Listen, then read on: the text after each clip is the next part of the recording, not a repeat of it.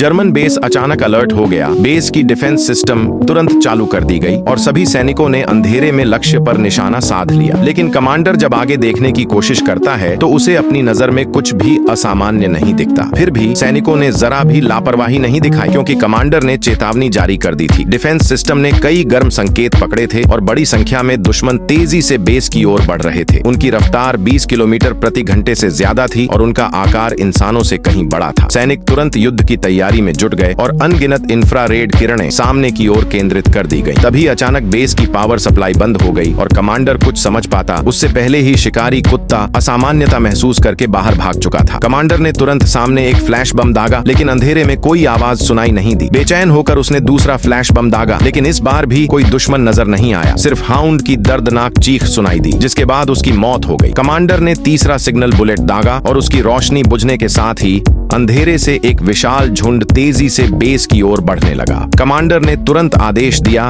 कि पूरी ताकत से फायरिंग शुरू कर दी जाए।